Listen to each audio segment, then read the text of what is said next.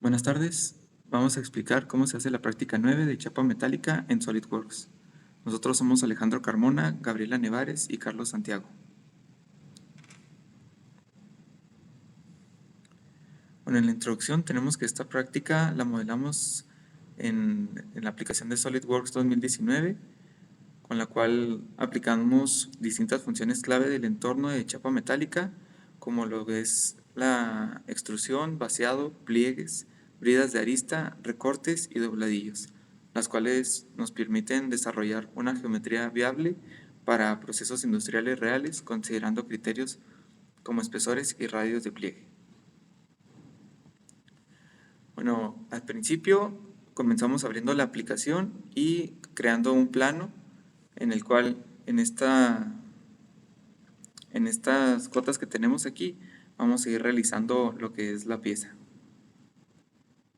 Primero creamos un croquis y dibujamos un rectángulo y unas líneas para hacer los triángulos que posteriormente vamos a cortar con el recortador de entidades y procedemos a poner las cotas con las cuales va a ser nuestra pieza, que sería de 120 de alto, 80 de base, 100 de profundidad y 20 de la parte de aquí arriba.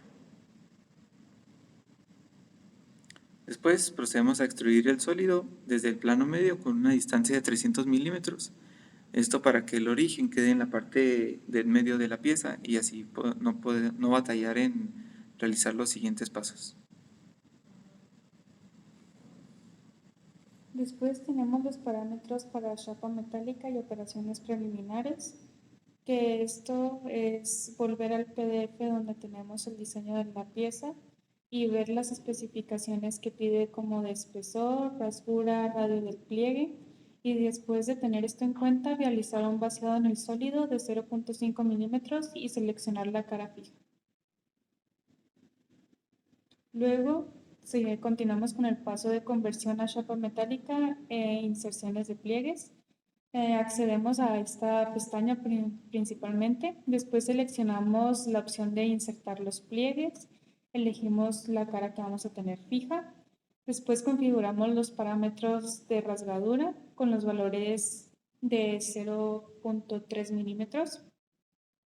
Después seleccionamos las líneas sobre las que se aplicarán los cortes para las rasgaduras y tenemos un mantenimiento de las direcciones del pliegue. Y aquí pues vamos a explicar un poquito de lo que fue el ajuste de radio del pliegue en las aristas. El ajuste de radio del pliegue se selecciona primero desde qué arista se va a hacer, por así decirlo, el dobladillo o el pliegue en la misma pieza, y de ahí se tiene que ver la distancia, todo eso dado por los planos originalmente. Y de aquí también tenemos que tomar en cuenta la creación de las bridas, ya que cuando se hacen los pliegues se llegan a hacer unos pequeños cortes y se llega a haber un espacio, por así decirlo, que interfiere con la pieza.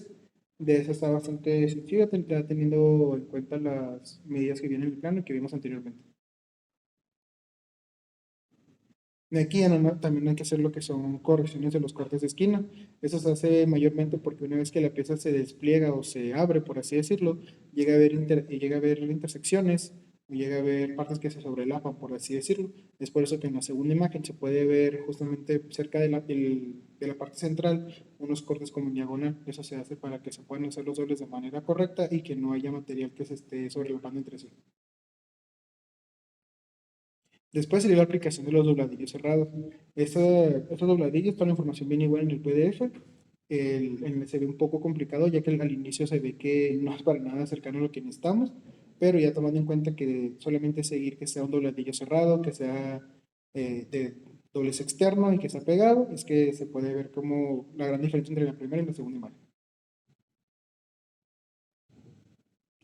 De eso, pues ya tenemos una versión final, ya nomás se comprueba que todo esté de manera correcta, que no haya sobrelapado entre material, que sí se arme de manera correcta, y eso pues tenemos las dos imágenes, la figura completamente armada y la figura completamente desplegada.